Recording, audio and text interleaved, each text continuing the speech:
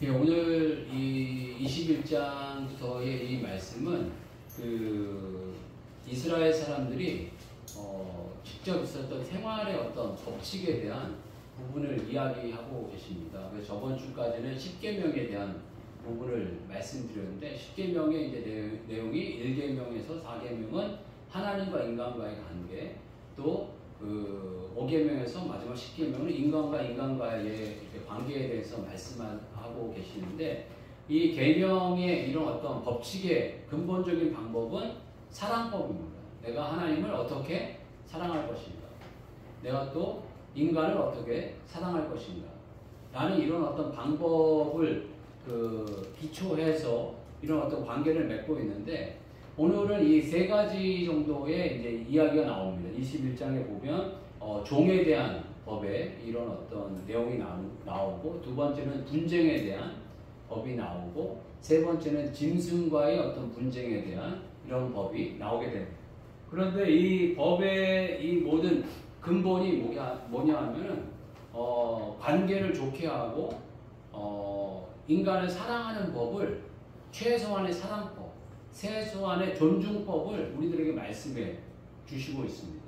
그래서 이런 어떤 법칙을 세워주시고 법칙을 이야기해 주시는 이 이유는 어떤 좋은 관계, 좋은 사랑을, 어떤 기본적인 사랑을 우리들에게 가르쳐 주시기 위해서 구체적인 어떤 방법에 대해서 말씀을 주신다 라는 마음으로 이 말씀을 받아들이시고 생각해 보시면 좋겠습니다.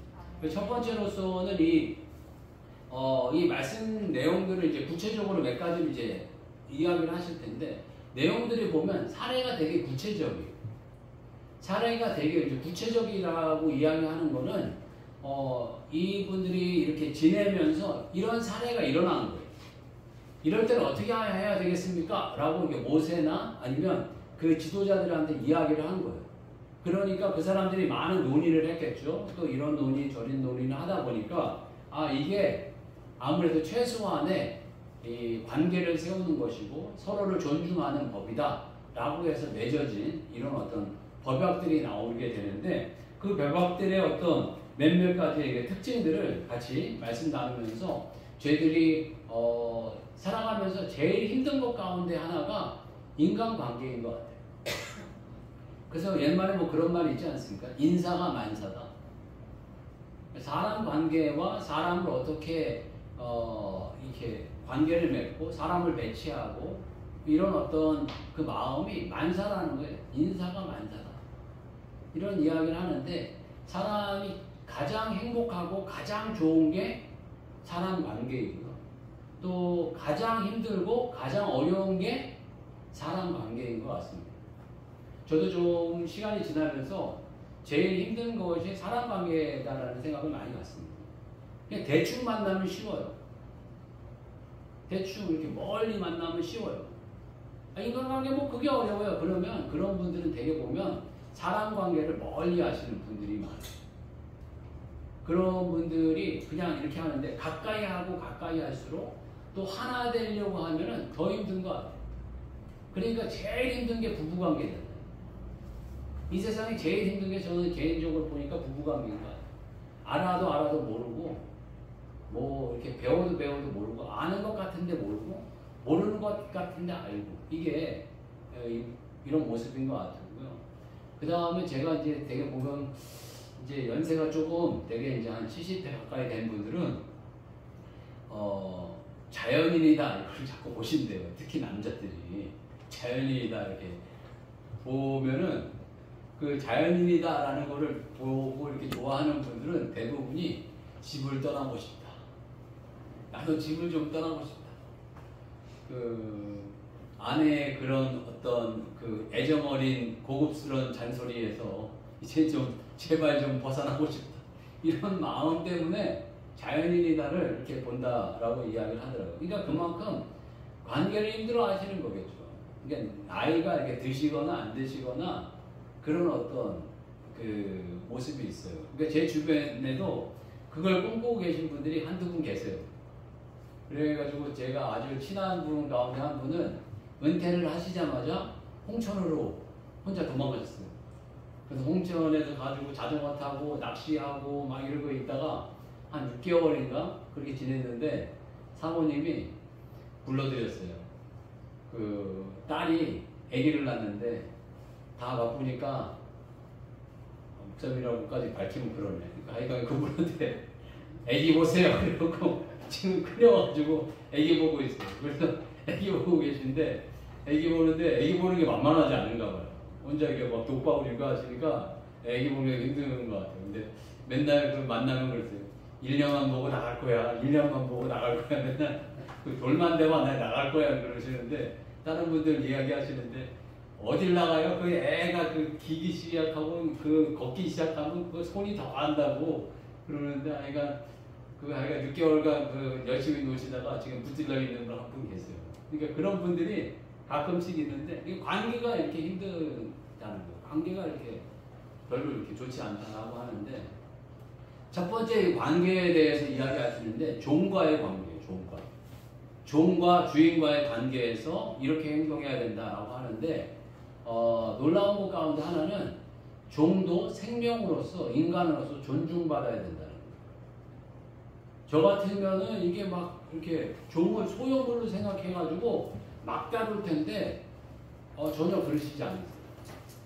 종과 인간과의 관계를 이렇게 말씀하시는데 종도 인간으로서 존중받아야 되고 그 어떤 모습들이 있는데요. 그 첫 번째 이 종과의 관계에서 나오는 특징 가운데 하나가 이 유대인이면 같은 민족이면 특별 대우하라는 거예요. 특별 대우. 같은 민족이면 특별 대우하라는 거예요. 여기서 보면은 2절 말씀에 내가 히브리 종을 사면 그는 6해 동안 섬길 것이요 7째 해에 몸값을 물지 않고 나가 자유인이 될 것이며. 그러니까 히브리인이라는 게 이스라엘 사람이거든요. 같은 민족을 혹시 어려움에 처해서 종을 사게 되면 그 사람을 6년 후에는 자유인이 돼서 풀어주라는 거예요. 내버려 두라는 거예요. 나가게 하라는 거예요. 그래서 이거 알아보니까 뭐 구체적으로 이야기는 없어요. 그러면 히브리인이 다른 일반 종보다 더 가격이 쌌나? 가격이 싸면은 그 히브리인 입장에서는 골치 아팠을 것 같아요.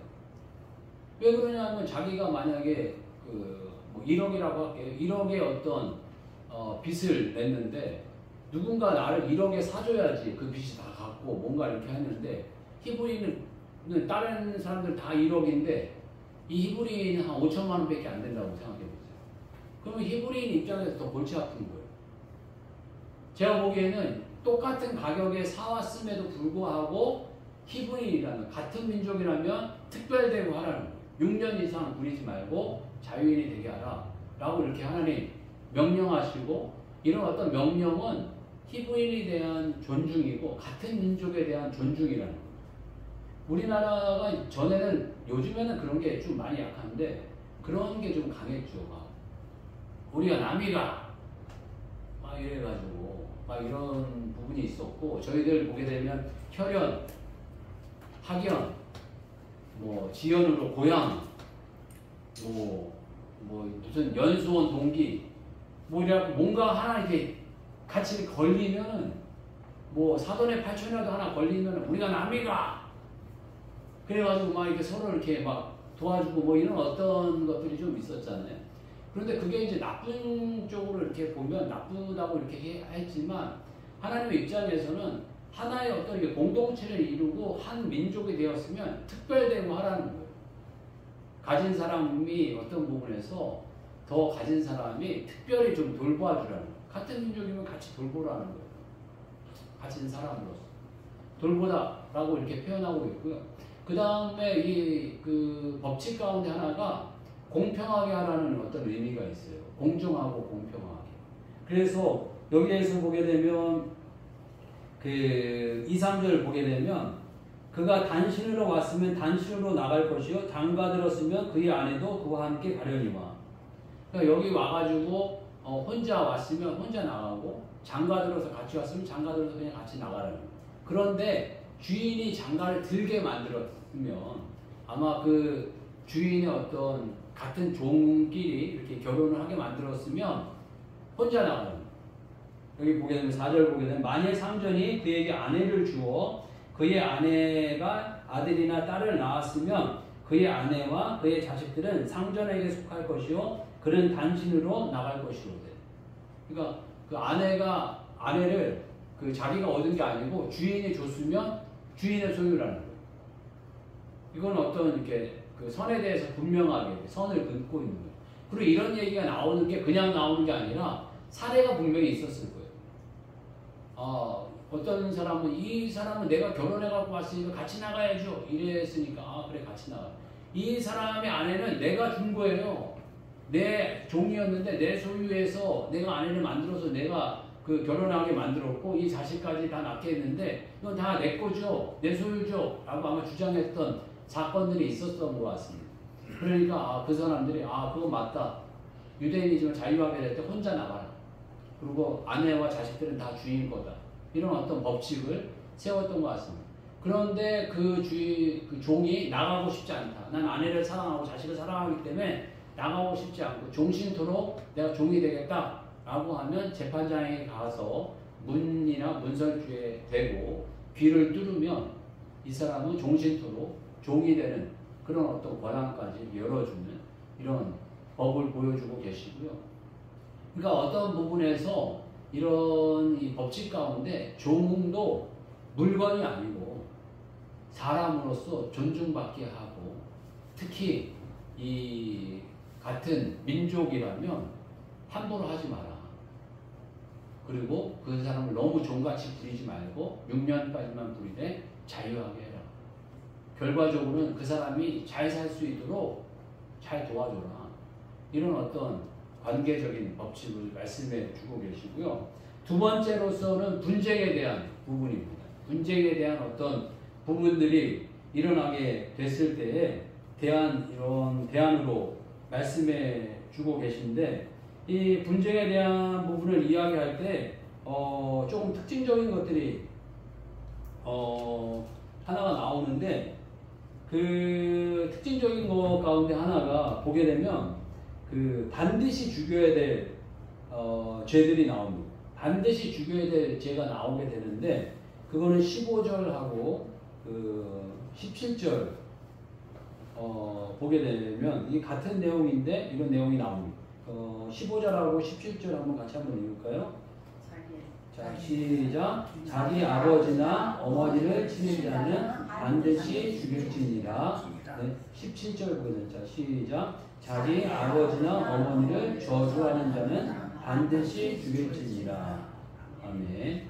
여기서 보게 되면 자기 아버지나 어머니를 치는 자, 그냥 죽여라가 아니라 반드시 죽일지니라 라고 표현하고 있고, 또 17절을 보게 되면 자기 아버지나 어머니를 저주하는 자는 반드시 죽일지니라. 이게 반드시라는 단어를 써가지고 이거 반드시 죽여야 된다는 거예요. 그게 이 십계명에서도 보게 되면 약속 있는 첫 계명으로 내 부모를 공경하라 라고 이렇게 말씀이 나오게 됩니다.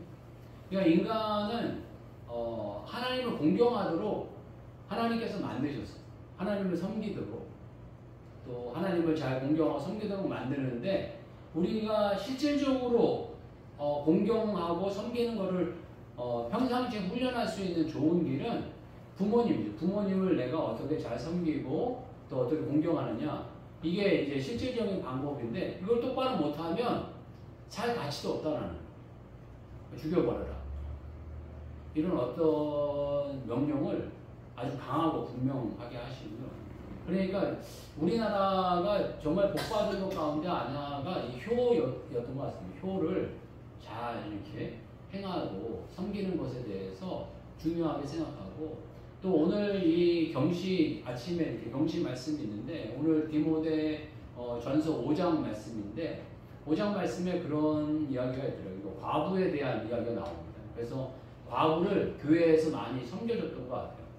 그 당시에는 막 전쟁이 일어나고 막 이러는 상황이다 보니까 남자분들이 막 그 죽게 되는 경우들이 흔하게 많이 있었던 것 같아요. 그래서 과부들이 많이 있었는데 과부들이 많이 있어서 그 어려움을 겪고 이러니까 이 교회가 많이 조금 섬겨주고 이런 부분들이 있었는데 교회가 섬기기 전에 먼저 자식이나 혹은 친척이나 형제가 있거든 그들로 하여금 먼저 잘 섬길 수 있도록 하고 효를 행하게 하고 그렇지 않거든 교회가 책임지도록 해라.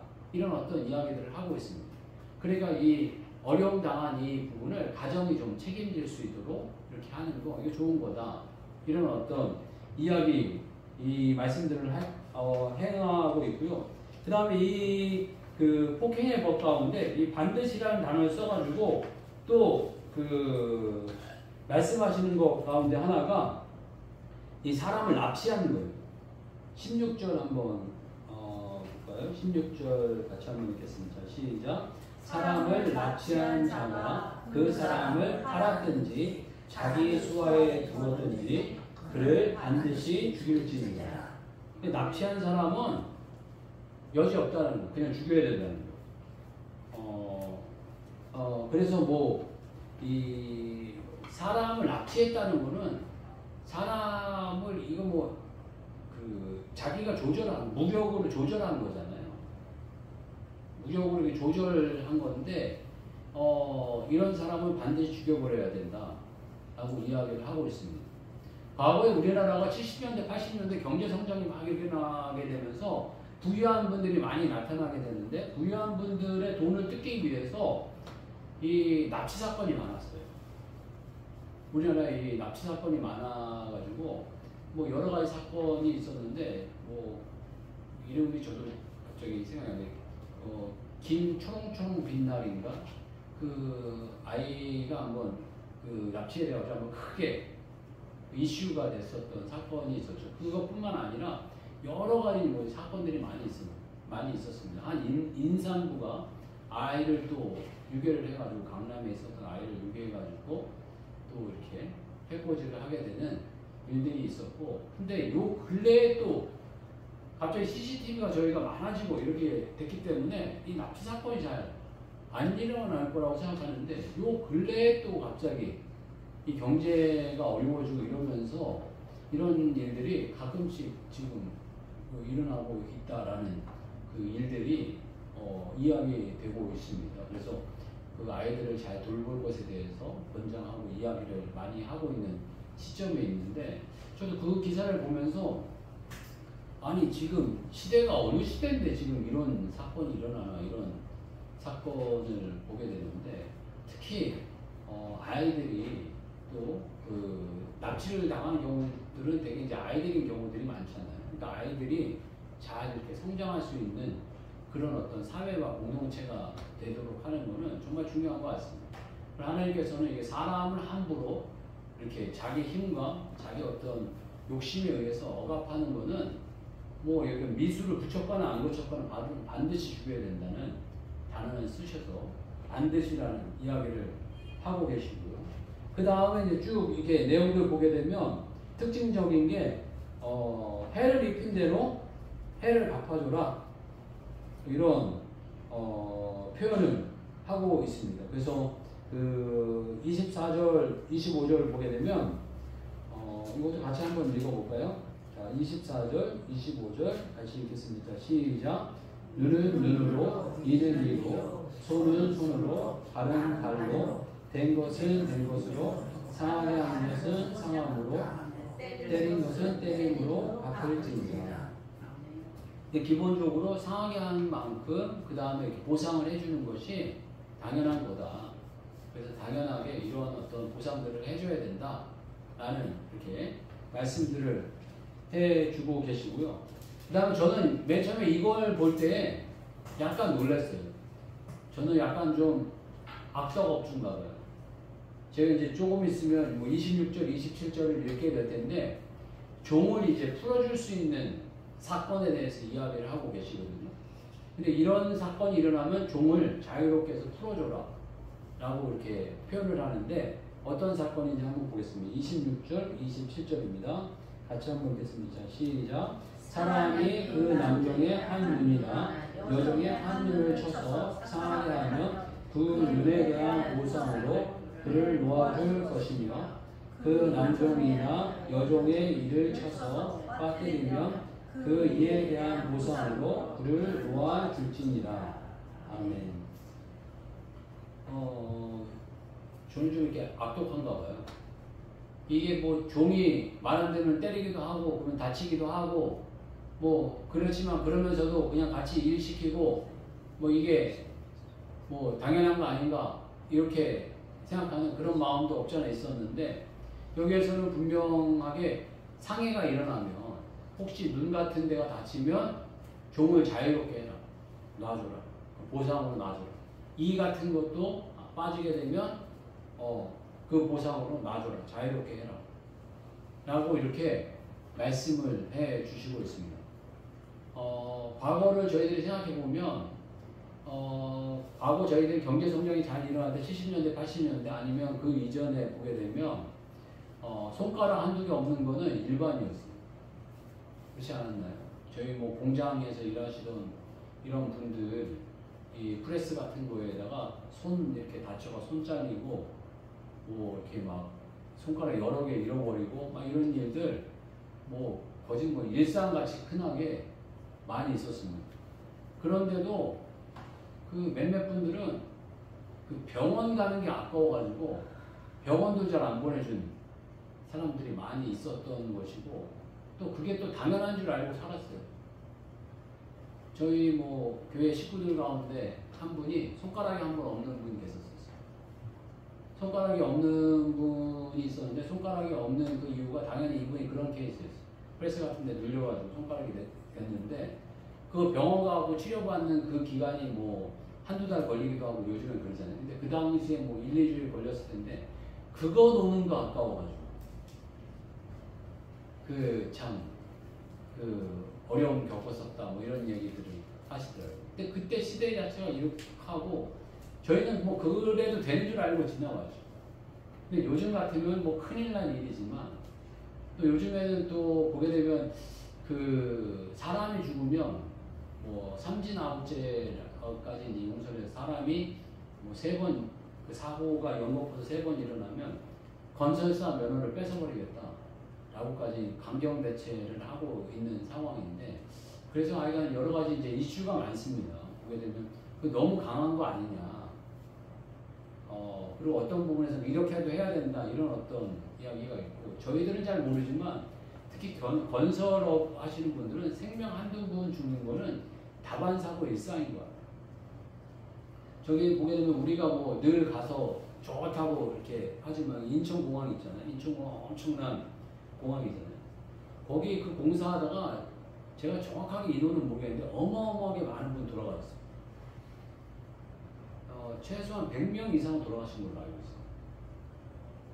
그 소양강 댐도 그게 한 67명인가 돌아가셨습니다. 일하시다가. 지금 그 당시에 다 뭐 그게 뭐 일상화되는 분위기였지만 지금 저희가 생명을 존중해서 좀 이런 보완을 하는 거는 좋은 일이지만 또 너무 또 사회가 소극적이 되면 또 너무 강해서 법이 너무 강해서 소극적이 되면 또 안 되잖아요. 그러니까 이런 과정이 좀 잘 조율되도록 많이 기도해 주셨으면 좋겠습니다. 그리고 세 번째 마지막으로 세 번째는 짐승에 대한 겁니다. 짐승에 대한 거는 원칙은 짐승보다 사람이 중하다. 요즘 시대가 너무 이렇게 짐승을 귀하게 생각하다 보니까 그 원칙이 짐승보다 사람이 귀하다. 라고 주님께서 이렇게 아예 정해 주셔서 말씀해 주시는 법들이 있는데 이 그 짐승의 법 가운데 좀 특징적인 게 하나가 있는데 그게 뭐냐 하면은 소가 소끼리 있다가 그냥 그 둘이 이렇게 싸워서 한 소가 한 소를 죽였어요. 그러면 그 살아있는 소를 팔아가지고 둘이 나누고 죽은 소도 팔아가지고 둘이 나눠라 이렇게 이야기를 하고 있고요. 그런데 이 한 소가 거칠고 그 받는 버릇이 있는 거를 주인이 알고 있었어요. 근데 관리를 똑바로 못 해가지고 이 받는 소가 이 다른 소를 받아가고 죽였어요. 그러면은 이 죽은 소는 자기가 갖고 이 살아있는 소는 이 소를 갚으라는 이 소를 주는 게 아니고 죽은 소만큼 죽은 쳐서 그 사람에게 줘라. 그러니까 이 그 어떤 배상의 책임이 이 거친 소를 갖고 있는 자에게 다 있다. 라고 이렇게 말씀해 주고 계십니다. 그리고 또 이 거친 소를 갖고 있으면서 자기가 관리를 똑바로 못해가지고 사람을 죽이게 됐다. 라고 하면 그 소는 죽여가지고 그 고기도 먹지 말고 소도 죽여버려서 그걸 없애고 그 임자도 죽여라. 라고 이야기하고 있습니다. 그러니까 이 거친 소를 가지고 있으면 철저하게 관리를 하든지 아니면 죽여서 없애든지 사전에 방지를 해야지 사람을 죽이게 되면 그 임자까지 죽는다. 임자까지 책임을 진다. 라고 표현하고 있고 그 임자가 다 죽는 건 아니고 그 임자가 만약 종이 죽었으면 내가 종이 1억짜리인데 당신 이 종을 죽였으니 1억 내놓으셔. 라고 하면 그 사람을 죽이지 않고 배상하게 만들고 배상법에 따라 가지고 이렇게 지불하도록 이렇게 되어져 있습니다. 그러니까 요즘에 사람들이 보게 되면 왜 그런지 모르겠는데 거친 짐승을 키우는 사람들이 가끔씩 있어요. 뭐 개가 이렇게 막 너무 거친데 그걸 관리를 잘 못하고 또 거친 개를 일부러 키우는 또 그런 사람들도 있더라고요. 그러면 안 되고 가장 중요한 건 사람이고 이 하나님 말씀에 이 거친 그 짐승을 관리 못하면 그 주인까지도 배상의 책임이 있고 또 죽음의 위협의 책임까지도 있다라는 것을 말씀을 해주고 계십니다. 전체적으로 이런 어떤 그 하나님이 관계법을 이렇게 보여주시면서 우리들에게 해주시는 이 말씀은 사람을 존중해라. 종으로 왔다고 종으로 함부로 대하지 말고 존중하고 잘 대할 걸 말씀해주고 계시고 또 그 가족이나 혹은 이런 어떤 같은 민족이 왔으면 특별 대우해줘라. 이게 당연한 거야. 그리고 종이 심하게 다치거나 이렇게 했으면 보내줘라. 자유하게 해라. 그리고 부모를 섬기는 거는 당연한 것이고 잘못 섬기면 그냥 죽이는 게 아니라 반드시 죽여야 된다. 이런 어떤 말씀들을 해주신 것들을 저희들 보게 되면서 관계를 한다는 것은 상대방을 끊임없이 존중하는 것, 귀하게 여기고 존중하고 또 혹은 내가 높은 지위에 있든지 어떤 유리한 지위에 있든지 낮은 지위에 있든지 간에 이런 사람을 존중하고 귀하게 여기는 마음의 태도를 갖는 것이 기본 관계법으로 우리들에게 말씀해 주시는 줄 압니다. 그래서 저희들 누구를 대하든지 간에 존중하고 귀하게 여기는 마음으로 대하고 제가 갑의 위치에 있든지 을의 위치에 있든지 간에 존중하는 그런 태도로 살아가는 주의 종들 되시길 주의 이름으로 축복합니다. 다시 한번 기도하겠습니다. 기도할 때 저희는 주님께서 관계법에 대한 이런 그 구체적인 이야기들을 우리들에게 알려주고 계시는데 저희들 살아가게 되면서 모든 사람들을 잘 존중할 줄 알고 귀하게 여기며 살아가는 그런 인생이 되게 해달라고 다시 한번 기도하겠습니다. 주여 한번 외치고 같이 기도하겠습니다. 주여 하나님 아버지 참으로 감사합니다. 저희들 구체적이고 다양한 관계법에 대한 부분들을 알려주시니 참으로 감사합니다. 저희들 주님의 은혜 안에서